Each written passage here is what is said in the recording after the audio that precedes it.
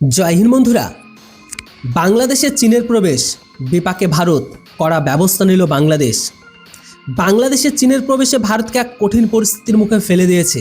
ভারত এমনভাবে ফেঁসে গেছে যে নিজের পাওনা টাকাও আদায় করতে পারছে না, এমনকি উল্টো বাংলাদেশে ভারতের উপর ব্যবস্থা নেওয়া শুরু করেছে। কিন্তু ভারতের সামনে বাধ্যবাধকতা এমন যে ভারত চাইলেও শক্ত কিছু করতে পারছে না। এই খবরটি থেকে বোঝা যায় যে কিভাবে ছোট দেশগুলো বড় দেশগুলোর পরিস্থিতির সুযোগ নেয়। দেখুন, স্পাইসজেট নিষিদ্ধ, এমনকি বকেয়া বিতর্ক, এটাই হচ্ছে মেন মুদ্রা। সম্পর্কিত তারেক রহমান সরকারের গঠন হতে বাংলাদেশের ভারতের এয়ারলাইন্স কোম্পানি স্পাইসজেট এর জন্য তাদের আকাশপথ বন্ধ করে দিয়েছে, যেটা আপনারাও জানেন। বাংলাদেশের অভিযোগ, স্পাইসজেট তাদের বকেয়া টাকা পরিশোধ করেনি। এখন প্রশ্ন হলো, বাংলাদেশ ভারতকে দাপট দেখিয়ে তাদের এয়ারলাইন নিষিদ্ধ করলেও ভারত কোনো পাল্টা ব্যবস্থা নিতে পারেনি কেন? অথচ বাংলাদেশের কাছে ভারতের একাধিক কোম্পানির বিশাল অঙ্কের টাকা বকেয়া রয়েছে, যেমন আদানি পাওয়ার। বাংলাদেশ এদের ঋণের টাকা শোধ করেনি। এনটিপিসি, ভারতের এই বিদ্যুৎ কোম্পানিরও অনেক টাকা পাওনা রয়েছে। অন্যান্যের কথা বললে PTC India, power grid corporation of ইন্ডিয়ার মতো অনেক কোম্পানি এখনও বকেয়া বাকি আছে। ভারত সরকার, খোদ ভারত সরকারের বাংলাদেশের কাছে নাই করে এখনও প্রায় ৭৫,০০০ কোটি টাকারও বেশি পাওনা রয়েছে। এত বিপুল পরিমাণ ঋণ থাকা সত্ত্বেও ভারত টাকা আদায়ের জন্য চাপ দিতে পারছে না। অথচ সামান্য বকেয়ার অজুহাতে বাংলাদেশ ভারতীয় কোম্পানিকে নিষিদ্ধ করে তাদের দাপট দেখানোর চেষ্টা করছে। দেখুন, এই মুহূর্তে ভারতের হাত পা বাঁধা। কেননা মেন কারণ চীনের ভূমিকা।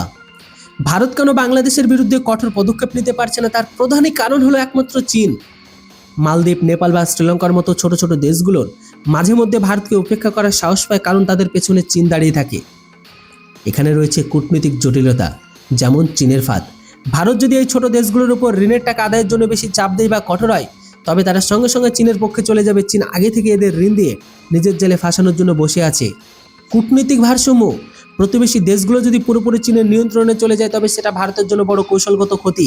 তাই এটি ভারসাম্য বজায় রাখতে চীনকে বাড়তি সুযোগ না দিয়ে ভারত এই দেশগুলোকে খুব বেশি চাপ দেয় না। এদিকে রয়েছে দুমুখ নীতি। বাংলাদেশ, মালদ্বীপ বা নেপালের মতো দেশগুলো কখনো ভারতের দিকে, আবার কখনো চীনের দিকে ঝুঁকে নিজেদের স্বার্থ হাসিল করে। আর বর্তমান পরিস্থিতি বাংলাদেশের ক্ষেত্রে বিষয় একটু বেশ জটিল, কারণ বর্তমান সরকার সরাসরি ভারত বিরোধী আর কট্টরপন্থার পথেই হাঁটছেন। চীন এই সুযোগে সদ্ব্যবহার করে ইতিমধ্যে বাংলাদেশকে ঋণের প্রস্তাব দিয়ে ফেলেছে। বাংলাদেশের নতুন সরকার আসার পর থেকে চীন তার চাল চালতে শুরু করেছে, যা ভারতের জন্য পরিস্থিতিকে আরও ঘোলাটে করে তুলেছে। তো দেখা যাক বর্তমান পরিস্থিতিতে চীন বাংলাদেশের ঘরের ভেতরে কোন পরিস্থিতি গিয়ে দাঁড় করে নিজের চালকে বাস্তবায়ন করে, সেটাকে কাউন্টার করার জন্য তবেই ভারত এখানে ব্যবস্থা নেবে। তবে যেটাই হোক, আমাদের যথেষ্ট সাবধানে চলা উচিত, আর বাংলাদেশকে ঠিক ততটাই দেওয়া উচিত যতটা তাদের প্রয়োজন, তার বাইরে নয়। কেননা এরা গাদ্দার ছিল, আছে আর ভবিষ্যতেও থাকবে। এর উপর আপনাদের মূল্যবান মতামত কমেন্ট সেকশনে অবশ্যই লিখে জানান। Thanks for watching.